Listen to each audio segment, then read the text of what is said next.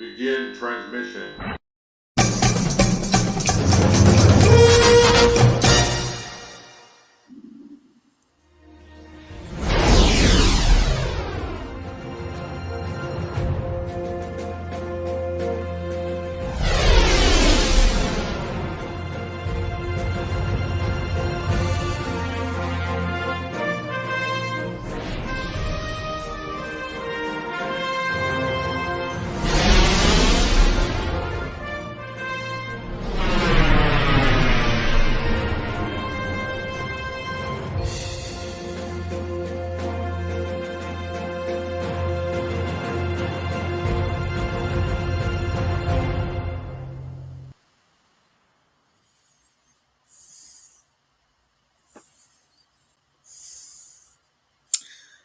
Hey, what's happening, everybody? Wouldn't be a live stream without some sort of hiccup.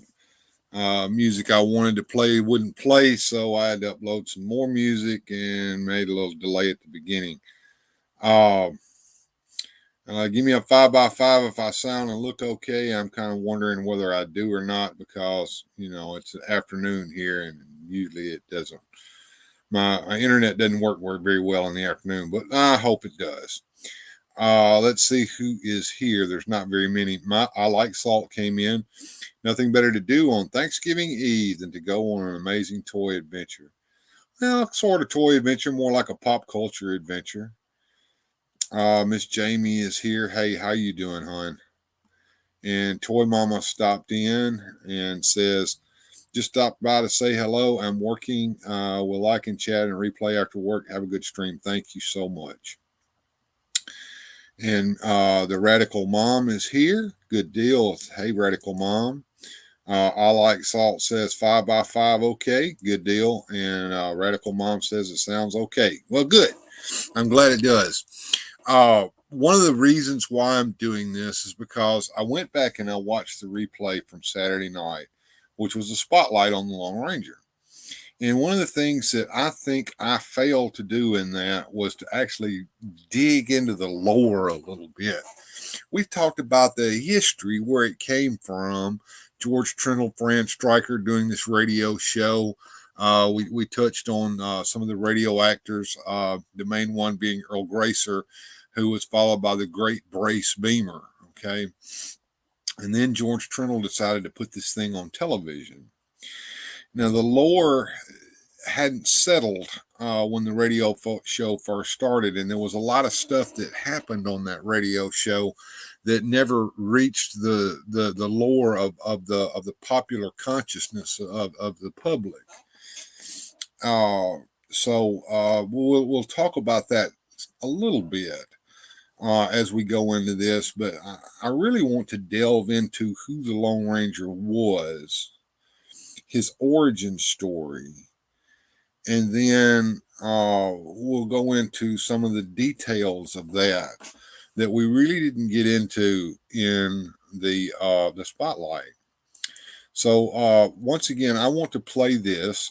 This is the opening to the Lone Ranger movies, the movies that George Trindle did in the late 50s. That starred Clayton Moore. That was basically a continuation of the television show on the big screen. And the reason I'm doing this is because the opening to those movies retold the legend of the Lone Ranger, the origin story of him, in a way that I cannot. I will go into it here in a minute. We'll actually read the whole thing off my website and see what that looks like.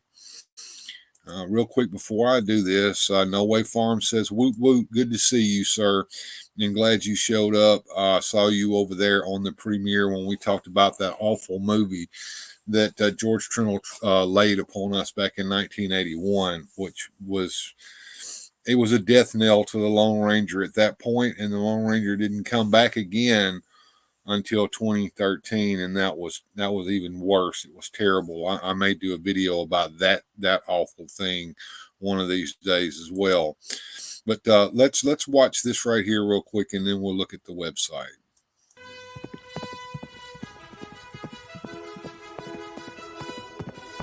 the Lone Ranger. A fiery horse with the speed of light, a cloud of dust, and a hardy Hi-Yo Silver, the Lone Ranger. With his faithful Indian companion Tonto, the daring and resourceful masked rider of the plains led the fight for law and order in the early West.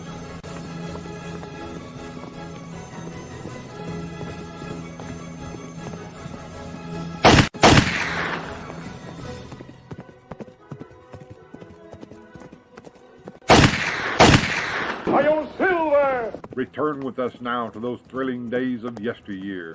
The Lone Ranger rides again.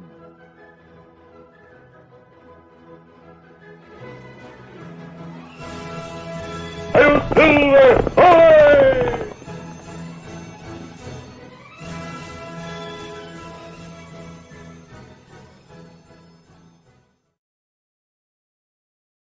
That was the opening to the color television show. But we're going to see the opening to the movie as soon as it gets uploaded here. It's a theme song called Hi-Yo Silver Away. And that theme was played at the beginning of the two movies, The Lone Ranger and The Lone Ranger and the Lost City of Gold. And they also made some afternoon television movies for TV where they would take 2 episodes of the color season of the Lone Ranger, that last season, and mash them together and put this at the beginning. And like I said, this tells the tale much better than anything I've ever seen. It covers everything. It gives you basically the all you need to know to watch this show about the Lone Ranger and understand who he is. So let's watch this real quick.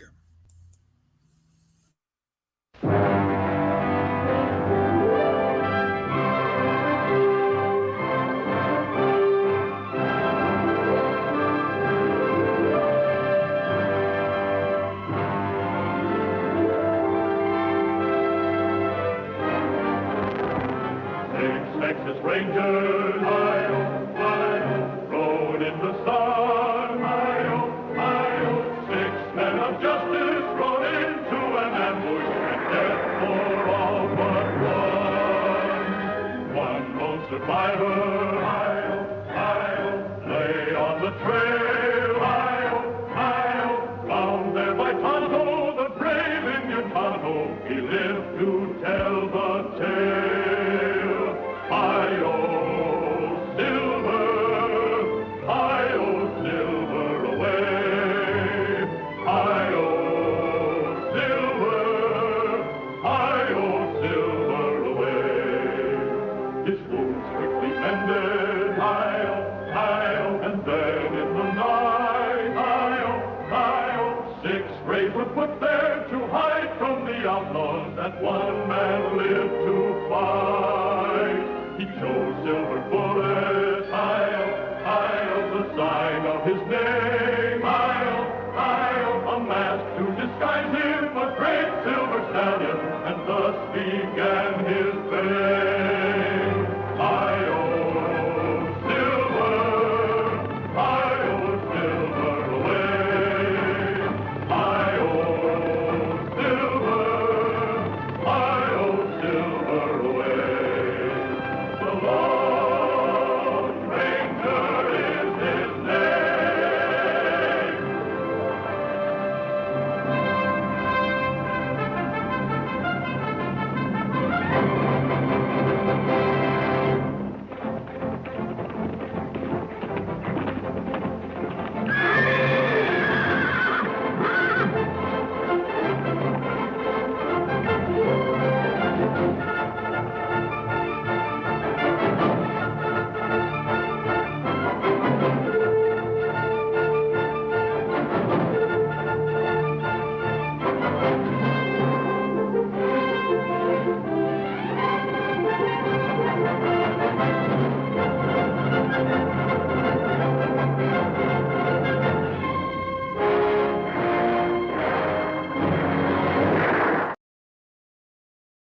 And there you have it.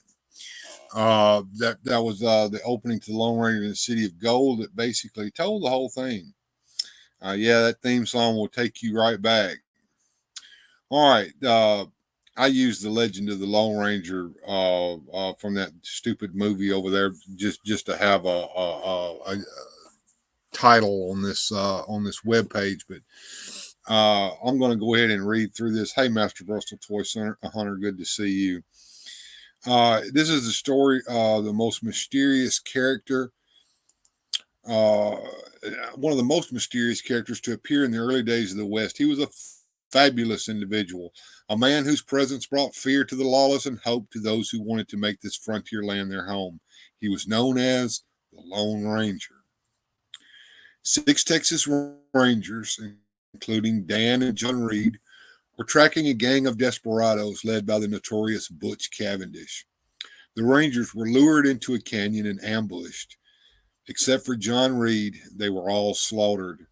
Reed managed to crawl to safety near a water hole where he later was found and nursed back to health by a friendly Indian named Tonto.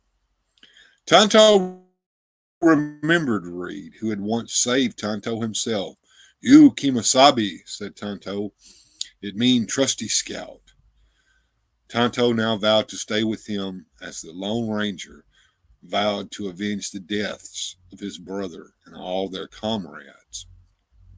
6 graves were left to hide the fact that one man lived to fight, realizing that if his identity were known, he would be a marked man.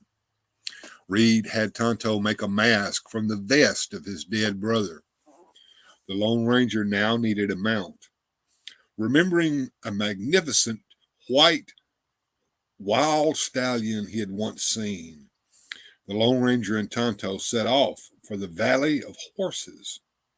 They found the stallion, wounded and about to be gored to death by a wild buffalo. The Lone Ranger was forced to kill the buffalo. Tonto and the Lone Ranger nursed the horse back to health. Time goes by and the horse is up and running around. "It's a magnificent animal," the ranger tells Tonto. "It reflects like silver from the sun," Tonto says. "Silver," says the ranger. "That's what we'll call him, Silver. Here, Silver, come here, big fellow." The horse starts to run away, but there's something in the Lone Ranger's voice that draws him back to the ranger's side. The Lone Ranger then begins the training process, and soon he's riding Silver while Tonto rides his horse, Scout. After this has been accomplished, the ranger tells Tonto it's time to see an old friend of his named Jim Blaine, a retired Texas Ranger who knows about a silver mine that the Reed brothers owned and operated. The Lone Ranger, Tonto, and Jim ride to the old silver mine. And there, the Lone Ranger asks Jim to work the mine for him so he and Tonto will have spending money, and then asks Jim for something unusual. "Jim, I want you to make for me silver bullets," the ranger says. "Silver?" Jim asks. "Why in the world would you want silver bullets?" The ranger explains that the silver bullets will be a symbol of justice. "Say, that's a great idea," Jim says, "and I can make them right here in this mine."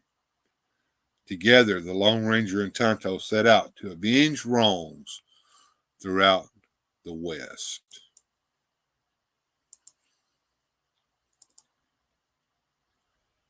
And that is the legend of the Lone Ranger. It tells you everything. Where did the Lone Ranger get that silver from? He got it from that mine that he and his brother had owned. And retired Texas Ranger Jim Blaine worked that mine for him and even made the bullets for him.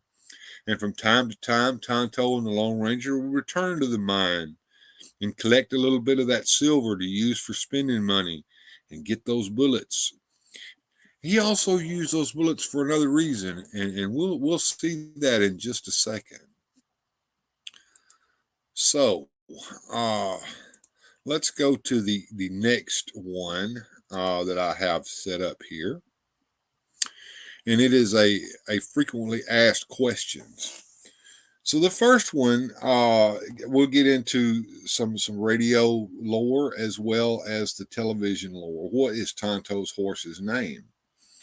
Tonto rides a horse named Scout, a spotted palomino, or a paint. Now, originally on the radio show, Tonto rode double with the Lone Ranger on Silver. After a publicity photo was taken of the Lone Ranger and Tonto this way, WXYZ wisely decided to give Tonto his own steed. Scout was originally supposed to be solid white like Silver, but when they made the movie serials, they realized that it would make Silver less impressive that way. So Scout was changed. Tonto's mount did have another name. He was known as Whitefeller in the early Lone Ranger novels.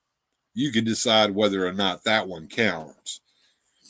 Also, Tonto was known to say, "Get him up, Scout," whenever he was riding away, as the Lone Ranger would say, "Hi-yo, Silver." Now, another thing that you may not know is the Lone Ranger had a nephew, and he also had a horse. The Lone Ranger's nephew was Dan Reed Jr. Now, that name may sound familiar because Dan Reed grew up to become a newspaper publisher. And he had a son named Britt. And Britt Reed became the Green Hornet. We do not know what his first true name was. His mother was killed in an Indian attack, and he was taken in by Grandma Frisbee, who raised him. She got the name Dan from a locket that his mother had worn. Dan Jr. rode the son of Silver, Victor. On television, Dan Reed Jr. was played by actor Chuck Courtney in 14 episodes. Now, what tribe of Indians does Tonto belong to? Well, a lot of people think he's a Comanche or an Apache, but he's not. He's a Potawatomi. The Potawatomi Indians were a real tribe who originally lived in and around the state of Michigan.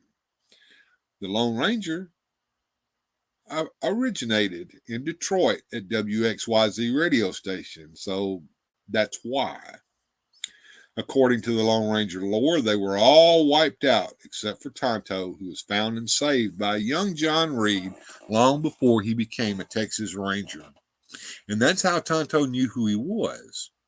Tonto had named him Kemosabe back in those days and had given him a ring to wear. And when Tonto found him laying there, he saw that and recognized him as his Kemosabe. So is Kemosabe a real word, and what does it really mean? A lot of people think that it's just a nonsense word, but it's not. Kemosabe, or various other spellings, is a real word, and no, it doesn't mean horse's butt.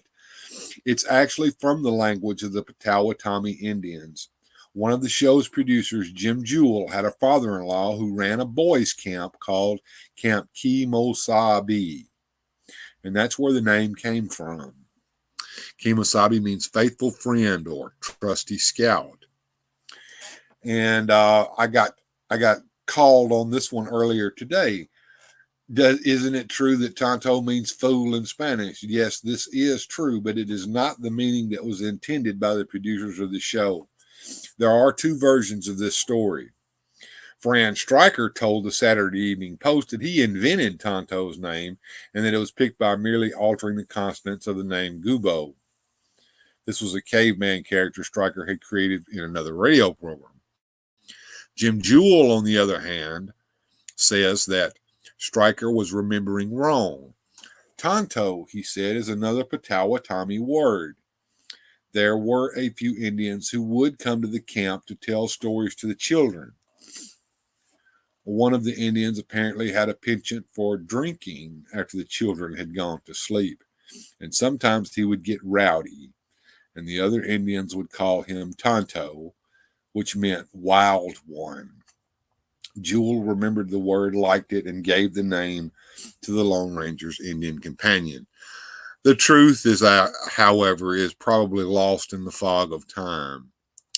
Now, a minute ago, I called the Lone Ranger's name as John Reed. Is it? Well, that's another question that can be answered in several different ways. We do know that the Ranger's last name is Reed because his brother, who was killed in the ambush by the Cavendish gang, was named Dan Reed. And this is also the name of the Lone Ranger's nephew, although we do not know what his true first name would have been. Of course, his family was killed in the Indian attack, and the kind of woman who raised him got the name Dan from the locket that Dan's mother had worn. So, he could have been Dan Jr. or he could not have been, but as far as the Lone Ranger was concerned, he was Dan Jr. And no first name was given to the Lone Ranger during the radio or the television programs. Somehow, though, the name John did appear in the liner notes of a Lone Ranger record. West Tom fills in this part. The name John first appeared in the book Radio's Golden Age by Frank Buxton and Bill Owen in 1966, published by Easton Valley Press. The name was used in that abysmal movie that we talked about earlier today, The Legend of the Lone Ranger. And because of this, many refuse to accept that name as the Ranger's true name. So this is debatable. So John Reed is the name that we've kind of grown accustomed to, but it's not really necessarily his name. We don't know what his name is. It's more mystery behind the Lone Ranger. So have any of the characters seen the Lone Ranger unmasked? After the Lone Ranger took up the mask, only 3 characters in the show have ever saw him unmasked. Tonto, of course, his nephew, Dan Reed Jr., and Grandma Frisbee. On the radio show, he revealed his true identity to Butch Cavendish just before Butch died. Butch saying he wished he had died, never knowing. But on the TV show, Butch never died, and the Ranger never revealed himself to Butch. I heard there's some sort of connection between the Lone Ranger and the Green Hornet. We talked about that. Britt Reed is the name of the alter ego of the Green Hornet. He is the Lone Ranger's nephew's grandson or son, depending on whether you're talking about the radio Green Hornet or the television Green Hornet. Because the television Green Hornet was the son of the original Green Hornet. Why was Clayton Moore removed for a while as the Lone Ranger and replaced by John Hart? A good question, because in the second or third season, depending upon how you number them, because each season was repeated, so you could call the repeat season the second season or not. We'll probably never know. The rumor at the time was that Clayton Moore had demanded a salary increase, fired by George Trindle because, he wears a mask. Anybody can be the Lone Ranger. He found out different, didn't he? However, Moore says in his autobiography that he didn't make any such request, and it was clear that Trindle intended to replace him at least a year prior to the dismissal, since Trindle had ordered that the mask be made larger to cover more of Moore's face. So, do you believe Clayton Moore or do you believe what people say? I don't know, but I kind of believe Clayton Moore because I think Clayton Moore is like really the Lone Ranger.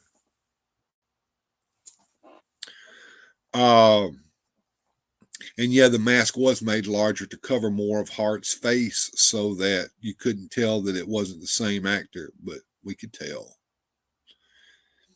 Moore says he was given no reason when he was fired, nor was he given any reason when they asked him to return. Well, Jack Rather was the one that hired him to come back because he knew. He should have known better than to try to take that mask off of him, too. Moore speculates that Trindle disliked the fact that his property was becoming more identified with Moore than with Trindle. Moore thinks that Trindle didn't want any actor being the Lone Ranger in the public's mind. Editor's note. By then, it was already too late. Yeah, that's true. It was already too late at that point. Clayton Moore was the Lone Ranger, just like Sean Connery was James Bond. Everybody else just played him. Moore's return to the show was just before the selling of the property to the Rather Corporation. It's possible that Trindle realized that Hart's Ranger wasn't as popular and thought the property would be worth more with Moore back in place, and that's exactly right. Further speculation is that George W. Trindle objected to Moore doing other roles and thought that Hart resembled a young Brace Beamer, who was the voice of the Lone Ranger on radio. Now, what was the Lone Ranger's mask made of? Well, there's two stories. There's the in-story reason and the real reason. Story-wise, it was made from the fabric of the Ranger's brother's, that Dan Reed's, black vest, the one he was wearing when he was killed along with the other Rangers. According to Moore's autobiography, the actual masks used in the series were made from plaster with felt on top of them. In the black and white episodes, purple felt was used because it looked more black than black in black and white. Black felt was used in the color productions. Now, why does the Lone Ranger use those silver bullets? Silver bullets are the Lone Ranger's calling card. Silver is a symbol of purity. On the television show, he says he uses the silver bullets as a symbol of justice. But most importantly, silver bullets serve to remind the Ranger of just how heavy a price firing his pistol can be. A side note, the Lone Ranger's horse Silver was shod with silver horseshoes. And the Lone Ranger's spurs were made of silver as well, according to the radio program anyway. I don't even think he wore spurs on the television show. All right, so where did he get all that silver from? We talked about that as well. The Lone Ranger had a silver mine that he and his brother Dan had planned on using for their retirement. A retired ranger named Jim Blaine, who knew the Ranger's secret, agreed to work it for him and make those bullets. The Lone Ranger and Tonto would periodically visit the old Ranger and stock up on bullets and more silver to buy goods. This mine would be the basis of the fortune that built the Reed publishing empire in the Green Hornet. What are the guidelines or the rules that the Ranger followed? Besides the creed of the Lone Ranger written by Fran Stryker, there was also a code of behavior for the Lone Ranger and Tonto that was set forth by Trindle and Stryker in the Writer's Guide for the Lone Ranger stories. The code was strictly followed on the Lone Ranger radio show and later for the television show and subsequent movies that were made, and they are as follows. The Lone Ranger will never smoke, never use profanity, and never drinks intoxicating beverages. The Lone Ranger, while a man who can fight great odds, yet he takes time to treat a bird with a broken wing. The Lone Ranger believes that our sacred American heritage provides that every individual has the right to worship God as he desires. To play down gambling and drinking scenes as far as possible and keep the Lone Ranger out of saloons. When this cannot be avoided, try to make the saloon a cafe and deal with waiters and food instead of bartenders and liquor. The Lone Ranger at all times would use precise speech without slang or dialect. His grammar must be pure. He will make proper use of who and whom, shall and will, I and me, etc. The Lone Ranger never shoots to kill. When he has to use guns, the Lone Ranger never shoots to kill, but rather only to disarm his opponent as painlessly as possible. This is important. This number 6 one is so important that every Lone Ranger live action movie made after Clayton Moore's stint as the Lone Ranger failed to understand this and turned that movie into something that was not the Lone Ranger. In addition to this code of behavior, there were a set of guidelines that each episode had to follow to ensure that the integrity of the show wasn't compromised. Once again, the movies get these wrong, and that's why the movies fail. That's why they are not the Lone Ranger. The Lone Ranger is never seen without his mask or a disguise. With emphasis on logic, the Lone Ranger is never captured or held for any length of time by lawmen, avoiding his being unmasked. Logically, too, the Lone Ranger never wins against hopeless odds, as in he is never seen escaping from a barrage of bullets merely by riding into the horizon. Even though the Lone Ranger offers his aid to individuals or small groups, the ultimate objective of his story is to imply that their benefit is only a byproduct of a greater achievement, the development of the West or our country. His adversaries are usually groups whose power is such that large areas are at stake. All adversaries are to be American to avoid criticisms from the minority groups. There you go. So, not woke. This was way back when, but they did not want any criticism. They wanted the Lone Ranger fighting Mexicans. They didn't want the Lone Ranger, fighting people that weren't just ordinary American citizens. Names of unsympathetic characters would be carefully chosen, avoiding the use of two names as much as possible to avoid even further vicarious association. Most often than not, a single nickname is selected. Now, some people want to know this one. Did Clayton Moore come to believe that he was the Lone Ranger? No, not really. But whenever he was asked to appear in character as the Lone Ranger, he was careful to strictly stay in character as long as he was wearing the costume and mask. He also chose to follow the Lone Ranger's creed and code of behavior in his everyday life. Now, that's a great undertaking in and of itself. Kids nowadays aren't so quick to worship heroes. The world is a lot more complicated. We don't seem to believe in absolute good and evil, white hats and black hats anymore. It's fashionable to think of virtue and honor and bravery as naive, outmoded emotions. Deep down, I believe that people still cling to those ideals. When I first appeared on television as the Lone Ranger, Jay Silverheels, Tonto, and I used to do a lot of public appearances. Years later, when George W. Trindle created the Lone Ranger for radio, he gave his writers a code of behavior that the Lone Ranger and Tonto must live by. Jay and I were heroes to millions of kids, and to avoid disappointing them, we lived by Trindle's original rules. And that's a quote from Clayton Moore. So, how and when did Clayton Moore pass away? He died at 7:20 a.m. Pacific Standard Time, Tuesday, December the 28th, 1999, in the emergency room of the Los Angeles area hospital. According to a hospital spokesman, Clayton died as a result of a heart attack. He was 85 years old. Was Jay Silverheels a real Indian? Yes, he was. Jay Silverheels, who played Tonto on the show, was a full-blooded Mohawk Indian from the Six Nations Indian Reservation in Ontario, Canada.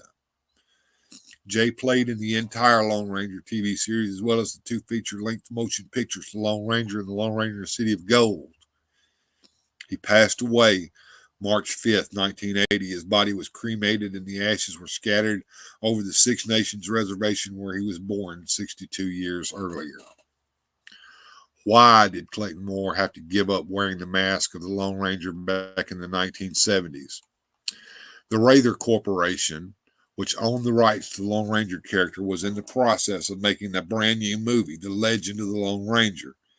It would be a new Lone Ranger in Tonto. Apparently, the Rather Corporation thought that it would be too much confusion in the mind of the public if Clayton Moore were still out making personal appearances as the Lone Ranger, and the star of the new movie, Clinton Spilsbury, was out making personal appearances. In an effort to disassociate themselves from the past, the Rather Corporation ordered Clayton to quit wearing the mask during public appearances. But that didn't stop him. No, it didn't. He purchased pairs of wraparound sunglasses and wore those instead of the mask. An outpouring of sympathy and support for Clayton followed. The movie, made in the late 70s, was not a success. In fact, does anybody even know where Clinton Spilsbury ended up?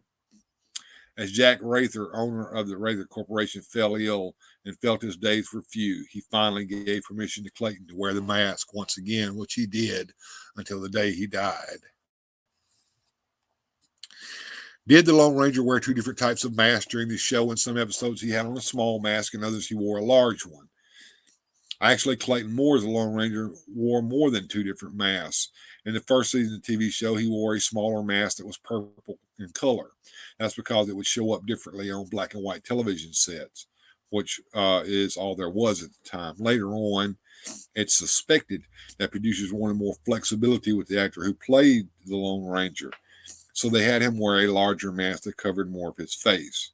That's so another actor might be brought in, and supposedly no one would know the difference. When the show went to the color episodes, another mask was worn, this one black and smaller as it was in the first TV episodes. This part here was written back when this happened, and this was awful, okay? Is there going to be a new Lone Ranger television series or movie? Well, there was, sort of. I was trying to pretend this didn't happen, so I'll start with this one. The WB Network, at the time that I wrote this, had recently shown an updated Lone Ranger movie that was basically supposed to tell the story of a young Lone Ranger named Luke Hartman instead of John Reed before he became a legend in the West, sort of like Smallville or Arrow. They were doing that back then. It was also to serve as a backdoor pilot for a possible series. Well, it flopped, so it didn't. Good. Thank you.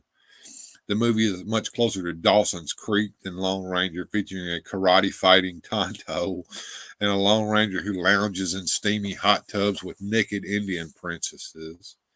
Everything about this version stands against what the Lone Ranger is or ever will be.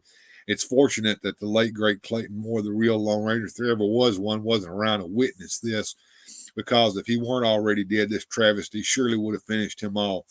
Thankfully, it has miserably flopped, and hopefully we will never be subjected to it again. And this was before the Disney movie, so there was speculation of a new cinema movie of the Lone Ranger, and at the time they were doing all the stuff, put a woman in it, make it lame, make Tonto into a woman. Leave the Ranger alone. I think that pretty much we need to just let the Lone Ranger be Clayton Moore and remember him was, because nobody else can do it quite like Clayton Moore. So let me get back over here and see what people have been saying while I've been talking off my head all this time.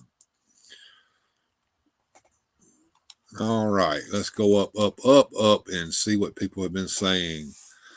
No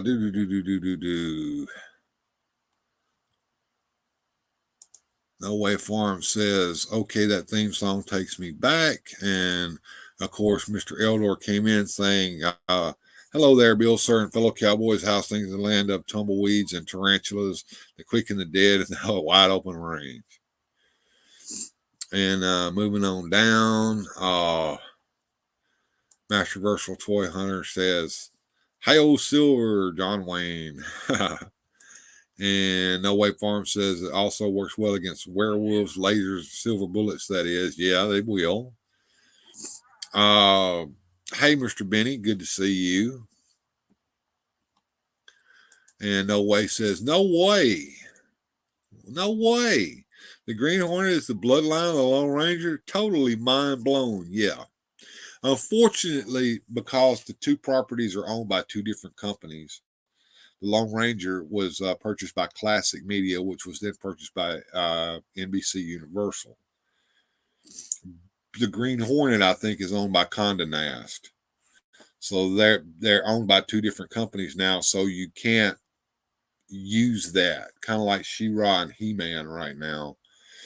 So there's ways to get around that, and now comics did it. They showed a picture of the Lone Ranger that he had a full face mask like the movie serial Lone Ranger, and they never called him the Lone Ranger. They just called him the Ancestor. But we knew who he was. And No Way's gone to go be daddy. Okay, well. And I Like Salt says, Master Versal Toy Hunter, the werewolves bound. Yeah. Yeah. So that kind of really gets everything going here. Now, the next thing I want to do before I call this one a day we need to see the Lone Ranger Creed. A good friend of mine, World Made of Cardboard, saw this when I posted it in the community tab, and I think I brought him to tears with it. And it brings me to tears sometimes to read this, so bear with me. I'm going to bring this up full screen so you guys can see it. And there it is, the Creed of the Lone Ranger. Let me bring that up where you can see it even better. I believe that to have a friend, a man must be one.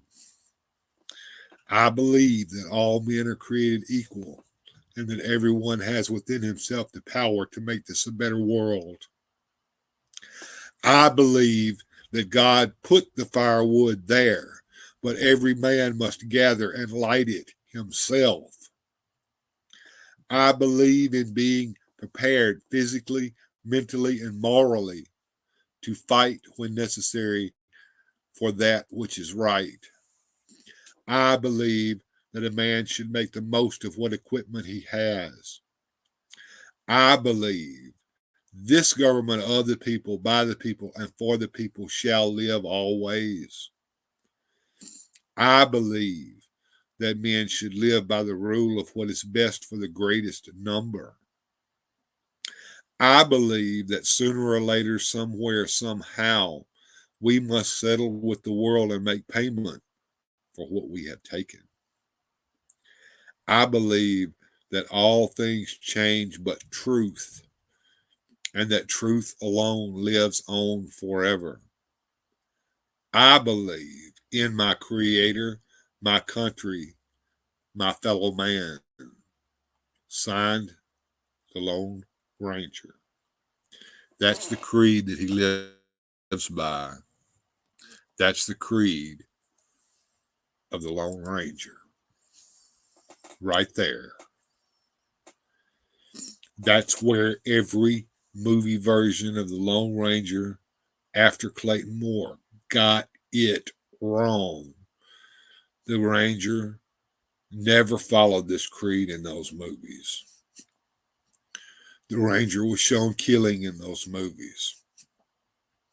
The silver bullets were turned into magical talismans in those movies. The silver bullets are not magical talismans. Okay? They're a symbol of justice, and they remind the Lone Ranger of the great price that firing his weapons is. That's why silver bullets. So there you have it, folks. There we have gone deep into the lore of the Lone Ranger. I hope that helps you. I hope you seek out and watch Clayton Moore's versions of the Lone Ranger. That television show meant a lot to me when I was growing up.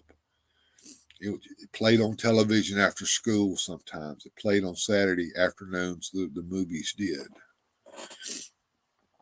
And I greatly enjoyed the Lone Ranger, and he had a great impact on my life as much or more than Superman or He-Man or anything else. Now, I'm glad you all showed up. There weren't very many of you. I know that this was a spur of the moment thing. Just to let you guys know, I'm probably not going to do any streaming this weekend. I may do something on Friday afternoon. May. It all depends. On Saturday, I have to be somewhere to celebrate Thanksgiving with my family. And I'm probably not going to do a Saturday night show at all.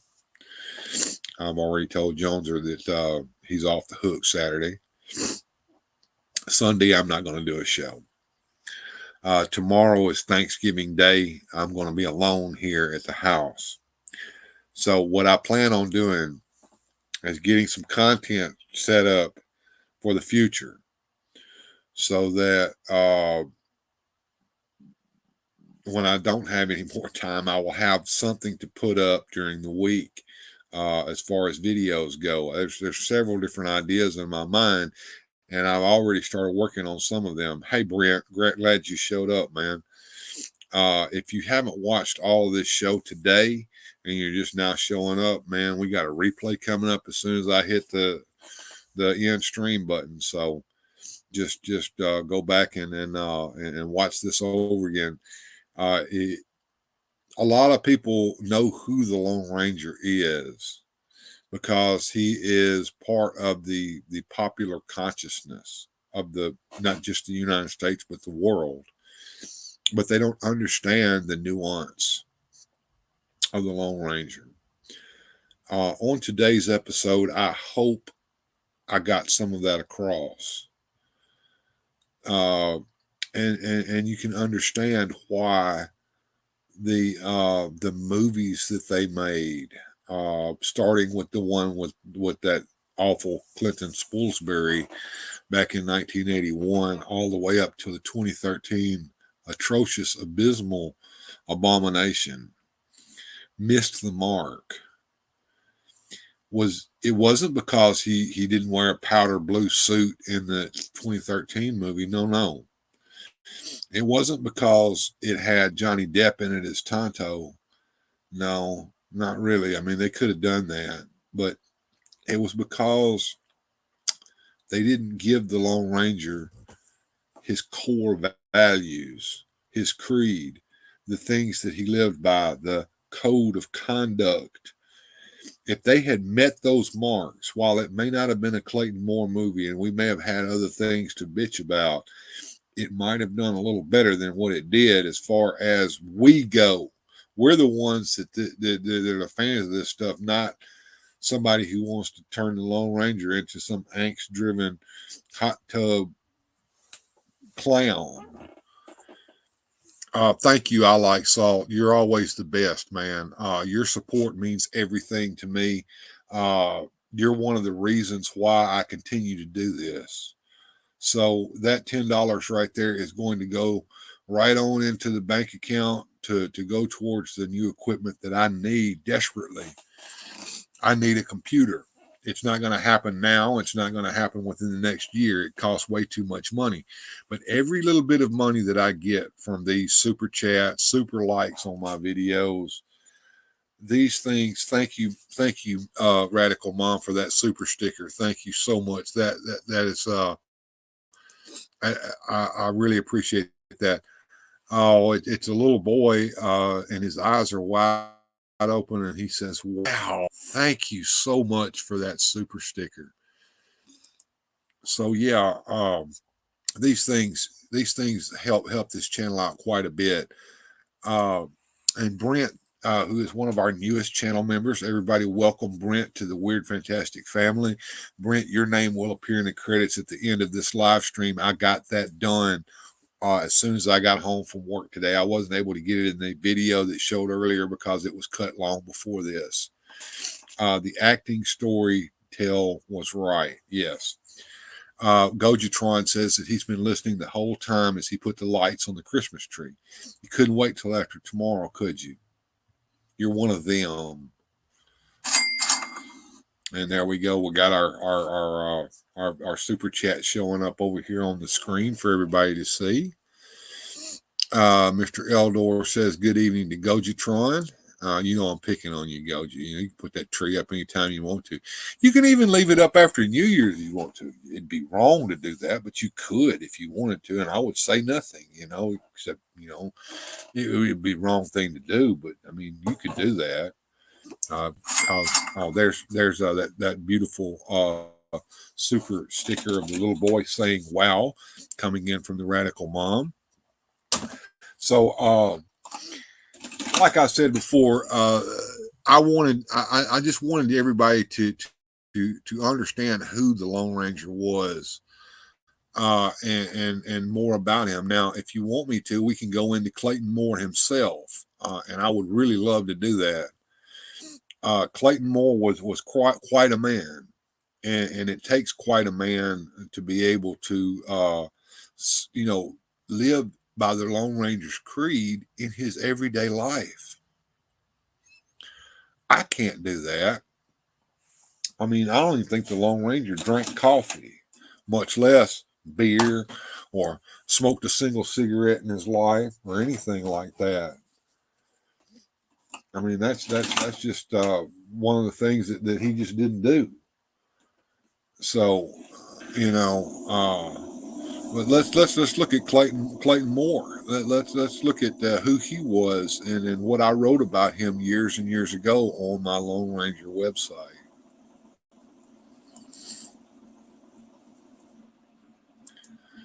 All right, so let's zoom into that so we can see it a little better. I silver away. Who was that masked man? It was Clayton Moore, a man who entertained millions of kids and adults alike all over the world, portraying the Lone Ranger. Moore was truly the one and only Ranger. He not only played the part of the hero in the white hat, but he was also said to have lived and breathed the part as well. And here is his story. Jack Carlton Moore was born in Chicago, Illinois on September the 14th, 1914. He was the youngest of three boys who grew up in a loving family home. His father was a real estate developer. Before his rise to the silver screen, Moore first became an acrobat in a flying circus troupe when he was in his 20s. The troupe of talented daredevils was the first to work without benefit of a net and the first to work over water. After Moore left the troupe, he went on to do some modeling jobs in New York before he finally found his way to Hollywood in 1938. He changed his name to Clayton Moore in the meantime, and he did some stuntman work and some extra parts for the movie industry. By 1941, Moore was working steady for Republic Pictures.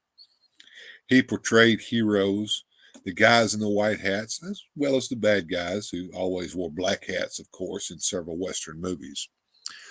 But in 1949, Clayton Moore finally got that big break that would change his life forever. The Lone Ranger show had been on the radio for 15 years by now.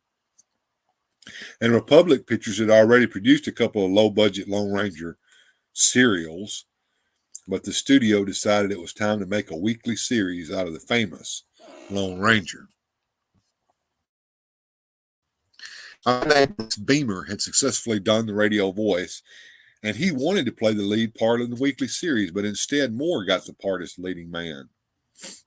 After George W. Trindle, the creator of the Lone Ranger, saw one of Moore's pictures called The Ghost of Zorro, he knew that Moore was the best man for the part. With Clayton Moore's talent, youthful good looks, and his stuntman abilities, he was a shoo-in. Now that Trindle had found his perfect Ranger, actor Jay Silverheels was also signed on to star with Moore in the 30-minute Western series. Silverheels played the Lone Ranger's faithful companion, an Indian named Tonto. The show was scheduled to make its television debut in September of 1949. The premise of the show was that the Lone Ranger had to wear a mask in order to disguise himself because he was the only survivor of a group of Texas Rangers.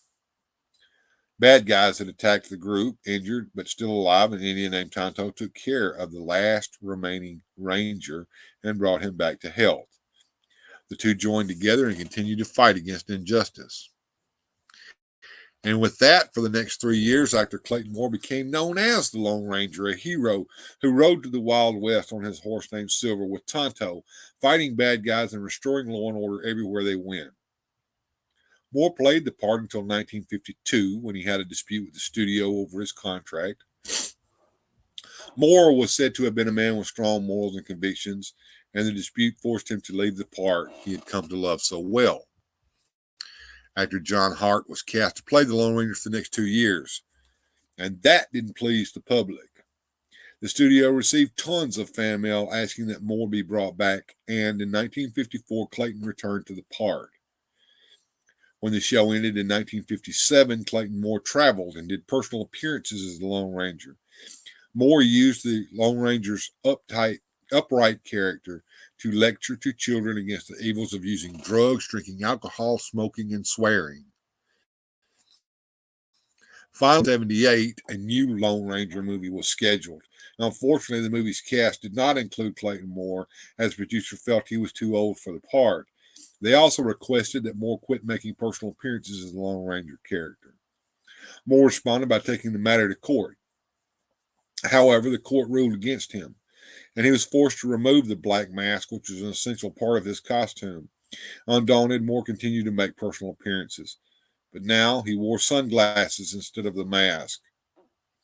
Interestingly enough, the Lone Ranger movie was made as planned, and it promptly became a flop. We already know about that. We saw that earlier. Clayton Moore acted in about 7 in his career, but he loved the Lone Ranger best of all. Some of his films included The Legend of the Lone Ranger in 1949, The Lone Ranger in 1956, and The Lone Ranger in the City of Gold, which came out in 1958. Clayton Moore was awarded a star on Hollywood's Walk of Fame, which was unveiled in 1987. Moore was so closely identified with his portrayal of the Lone Ranger that his is the only star on the Hollywood Walk of Fame that is also inscribed with his character's name. Clayton Moore was 85 years old when he died of a heart attack in his home near Los Angeles, California. His wife Clarita and his daughter Dawn Moore Garrity and his legacy that will continue to live on survived him. Today we've lost a part of America in the passing of Clayton Moore, said Johnny Grant, the honorary mayor of Hollywood, who helped unveil Moore's star on the Hollywood Walk of Fame in 1987. He was a great showman and a great human being. Absolutely. And that's the story of Clayton Moore. So we're a little over an hour here, and this little deep dive here is special. Like I said, we did the spotlight the other day, but we didn't go into the lore as deeply as I wanted to. And I knew I was going to premiere that that bit about what happened with the Legend of the Lone Ranger, and I thought that I would go over the lore. So if you're just now tuning in, I'm going to be leaving here in just a second, but when you get a chance, go back and rewatch this episode if you want to know more about the Lone Ranger, if you want to know what the symbols mean and why everything after Clayton Moore's portrayal of the Lone Ranger failed. It's because they refused to follow the principles and the creed of the Lone Ranger, the code of conduct that he followed. If they had just done that, it might have been a little better, you know. And the first movie was doomed to failure because, first of all, they picked on Clayton Moore. That was a mistake. First, you don't take the mask off the old Lone Ranger. You just don't do that. And just by doing that, that also generated so much poor publicity, bad publicity with the public. The public already had it out for him at that point. And then they hired someone who couldn't act and thought he was the bee's knees, and then was high sniffing his own farts to play the Lone Ranger, and somebody who did not live by the creed of the Lone Ranger, somebody who did not follow the code of conduct of the Lone Ranger, who went out and got drunk in bars and got in fights and even slapped women around. So, you know, and on top of all of that, he couldn't even act. He was such a poor voice actor that they had to hire somebody to overdub his voice, which is why it sounds so flat when you watch that. Then they turned his silver bullets into something like magic, and then it's not. It never was magical. There was nothing magical about the Lone Ranger or his silver bullets. They made the same horrid mistake when Disney did that Lone Ranger movie in 2013 that failed miserably. And it failed miserably because it was not the Lone Ranger.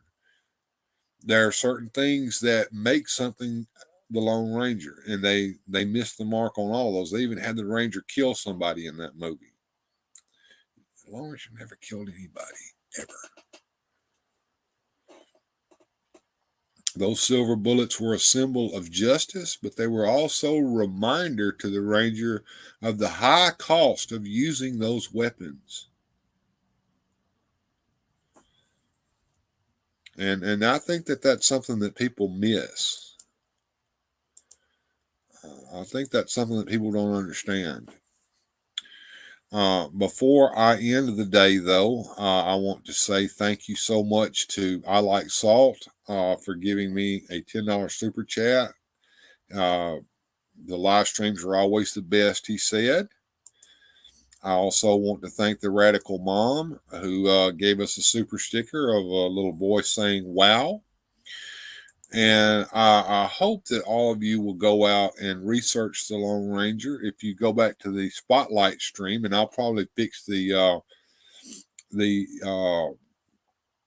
description on this particular live stream as well with some of those links. There's links that Johnny Sorensen had made for us so that you can go and watch the Lone Ranger, especially the first season of the Lone Ranger. The first season, the first episode starts out with the tale of the Lone Ranger from the beginning, with him and his brother Dan and the other Texas Rangers going out to find Butch Cavendish. And they had a guide named Collins there with them, and Collins was secretly working for Butch Cavendish, and they didn't know it. And he led them into Bryant's Gap, which was a box canyon. And when they got in there, Butch Cavendish and his gang were waiting on them and gunned them all down. And they thought they killed everybody. One man survived, Dan Reed's brother. And he lay there. And his friend from his childhood, whom he had saved, Tonto, came. And he recognized him. And he saw the ring on his finger. And he said, Kemosabe, it's you, Kemosabe. He nursed him back to health. And at the Lone Ranger's request, he made the mask out of his dead brother's vest. And he told him to, after Tonto had buried all the Rangers, he said, dig another grave, dig a sixth grave, so they'll never know that I survived. And Tonto looked at him and he said, you only survivor, you Lone Ranger. So that's why his name is the Lone Ranger. He never calls himself the Lone Ranger. Tonto gave him that name, but he never ever tells anybody what his name is. At the end of each episode, somebody may wonder who was that masked man, and somebody else will tell him that was the Lone Ranger. That was the Lone Ranger. The light, I've been listening the whole time as I put the lights on the tree. Yeah. So it's getting close to Christmas time. It's Thanksgiving time. I hope everybody has a wonderful Thanksgiving. Tomorrow is the day that we thank our Creator for giving us all these wonderful things. And before I go, I want to just talk about that for just a minute. What do you have to be thankful for? There's a lot of things. You're thankful that you're alive.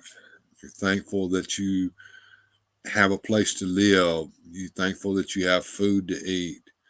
You're thankful for the people that are in your life around you that give you comfort and solace.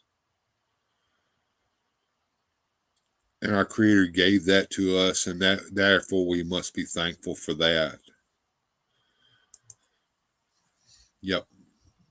So with that, I hope everyone has a wonderful Thanksgiving. Family and friends, yes, that's right.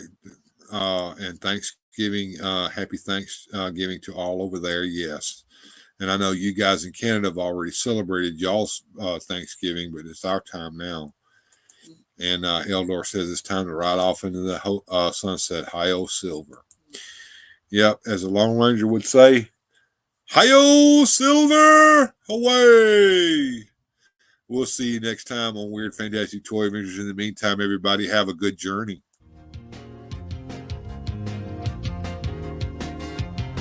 Special thanks to the channel supporters.